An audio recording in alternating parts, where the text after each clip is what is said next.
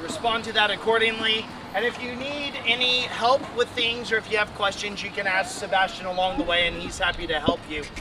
For now, if you'll find just a seat and get comfortable, we're going to open with some words before we go into the theater itself.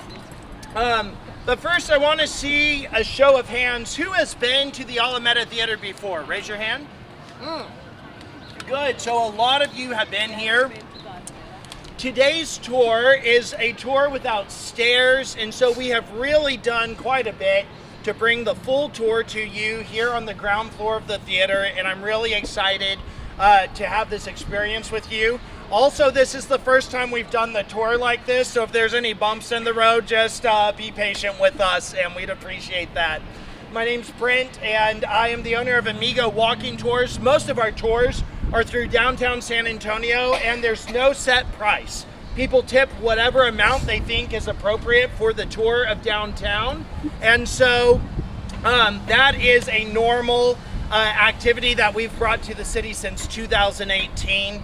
Last year, we started a new type of tour where we go into some structures you can't go to normally, and we raise funds for charity as we do that. If you're looking at an airplane in the sky, it seems unusual to have a low-flying plane. Everything is fine. Also, if you see someone jump out of that plane, it's fine.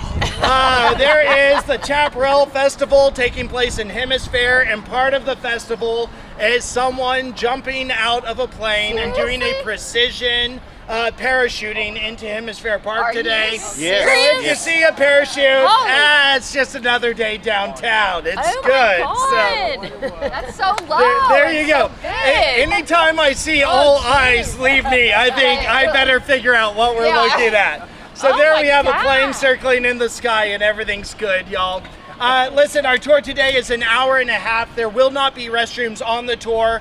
So hopefully you've had a chance to pop into the restroom beforehand, and we'll have restrooms at the end as well. Let me let the plane finish, and then back to Earth we will all be. So, that's right. It's a little bit unusual. It's a little unnerving, actually. I think it's a branch of the Air Force or something. It's some military division, a precision air jump. All right, ladies and gentlemen, let's get started with the tour. Stay where you are. Once upon a time, there was a city called San Antonio that was divided by a creek. And that creek was San Pedro Creek, which you are sitting over at this very moment. East of San Pedro Creek was where the historical roots of the city were. The oldest structures, the municipalities and the judicial and the banking and commerce all taking place largely east of San Pedro Creek. And just west of the creek, there was not much historically. Our earliest cemeteries were based here west of the creek. In fact, where you see Christus Rosa Verde Tower, that was one of the early cemeteries of San Antonio. And we had a lot of agricultural farmland here west of the creek. So in the early 1800s, this is how the divide between San Antonio was. But there was something that resulted in a large influx of population here in San Antonio. Two things. The first was the Mexican Revolution from 1910 to 1920. More than 1 million individuals made their way north from Mexico into the United States, filling up the borderlands between Texas and Mexico, and also bringing a significant influx of individuals to San Antonio. There was not a lot of opportunity for a community to develop east of the creek because that land was already occupied, but west there was a lot of potential, and that is where people laid down their roots and started building a community on the west side of San Antonio. So the Mexican Revolution was the first thing. The second element that changed our population here was World War I and World War II. Can you imagine airplanes flying overhead during World War I, World War II? And a lot of the individuals taking care of the agricultural crops of the United States went off to fight in World War I and II. The result is that there was no one to run our crops. Raise your hand if you like food. Am I the only one who likes food? Okay, very good. Then you would be concerned by this situation, and they said, We need somebody that will come in and who will help harvest our crops and grow the food. So they invite individuals from the South to come into Texas and the southern United States for our crops.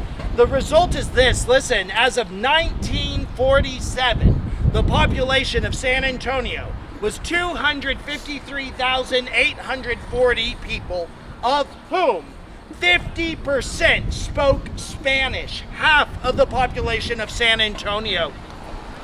And entertainment is important today. Entertainment was important back then too. In fact, often what people were saying in Mexico was, we should give our kids more screen time. Give the kids more entertainment. Because if you put kids in front of a screen, you will help control them and ensure that they are healthy, upstanding members of society. If you let those kids just run around and explore nature and get into shenanigans, you never know what their future will be like. And so from the early days, there is a strong emphasis placed on the media and movies and cinema in Mexico. That same emphasis is found here in San Antonio in the 1920s. East of the creek, we have theaters and movie palaces that come to life. What are some of the names of the movie palaces there in downtown? What are they? Texas. The Texas, the Empire, the Majestic, the Aztec, right? These are all English language cinemas and movie palaces, but you see, they were segregated theaters, and in fact, they were all in the English language. Now, there was someone that came to San Antonio, and he had a fantastic name. His name inspires fear in New York City, and it inspires love and style in San Antonio. That last name was Lucchesi. Lucchesi immigrates from Palermo, Italy, into New York. Tommy Lucchesi in the 1880s. Tommy Lucchesi starts a window washing company, if you know what I mean. They would go to a business and say, would you like us to wash your windows? If you said yes, you're good. If you say no, they say, no problem, don't worry about it. The next day you go to work and all your windows are bashed in with bricks, and you think, maybe I should have had my windows washed yesterday. So Tommy Lucchesi's business is thriving in New York, and he becomes a big name in organized crime of New York City from Palermo, Italy. But there was a different Lucchesi, Salvatore Lucchesi, who also immigrates from Palermo, but he comes to San Antonio during the same date range, and he and his brother decide to start a boot company called Lucchesi Boots. Salvatore is only 15 years old when he starts this boot company. And why did they choose San Antonio? Because there is this place called Fort Sam. And it turned out a lot of boots were needed at Fort Sam for those men there. And they said, this is an opportunity. They start that boot company, and it quickly grows into a very successful business. The first recorded sale that Lucchesi Boots has is in 1897 to Mr. W. Schock, who purchases a pair of kangaroo boots for $9 in 1897. The first international sale, 1910, to Mr. Quezada, who buys a pair of Moroccan calfskin boots. And then listen to those who come along thereafter. 1921, Robert Clayburgh. Where do we know the Clayburgh family from? It's King Ranch. That is the owner of King Ranch. Robert Clayburgh, 1921. 1934, Josephine Hutchins, one of the first actresses to make her way from silent movies to the talkies, buys a pair of Lucchesi boots. 1942, Bing Crosby. 44, Gregory Peck. 45, Gary Cooper. 52, Lyndon Baines Johnson. 60, Jimmy Dean. 1961, 15 days before her father is inaugurated as President of the United States, Caroline Kennedy gets fitted for a pair of Lucchesi boots. Do you see that this family is associating with the who's who of society?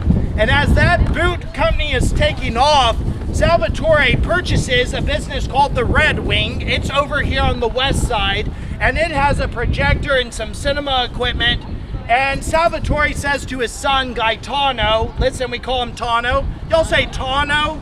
Tano. Yeah, there you go, Tano Lucchesi. he says to his son Tano, why don't you take this projector and start a Spanish language theater? So in 1912, Tano Lucchese opens the first theater in Spanish language. It is the Zaragoza Theater. It opens in 1912, as I said, and had 250 seats. It is a tremendous success. Everybody loves this Italian immigrant that is here in San Antonio from an Italian family. And Tano Lucchese was so popular that people would go to the theater just to hang out in the lobby like it was their living room, even if they weren't going to see a movie. And when they did go see a movie, the children would run up and down the aisles of the theater as though it was a playground, and they said, we are a family, this is okay. And so he developed a tremendous sense of community. In 1917, Lucchese said we should open a larger theater, and he opens the Teatro Nacional. As you know, that's not far from where Market Square is today. The Nacional has 1,000 seats, and that was 1917. In 1942, he opens another movie theater called Teatro Guadalupe, and it has 862 seats. And listen, at this point, Tano Lucchese is about 50 years old. His net worth is $2 million in 1947. That's the equivalent of $30 million today. And he has made his fortune by Spanish language cinema west of San Pedro Creek. And he says, this is not just a clientele for me. This is my family. We are vecinos, right? We are neighbors here. This is my community. And he said, I want something more than just a movie theater that I build for the people. In fact, I want a foreign trade center, because the Spanish language countries are so important to our society here in San Antonio. So he proposes building what he terms the Casa de Mexico. The building will have 88 offices going along the exterior. The first occupant of this office space becomes the Mexican consulate, and there are offices representing 23 other Spanish language countries on the exterior. Then on the interior, he said, we will have a movie palace that is second to none in our community, and it will have 2,500 seats in that movie theater. It's 2.5 times the largest theater ever over here on the west side. And as he goes to design this space, he partners with an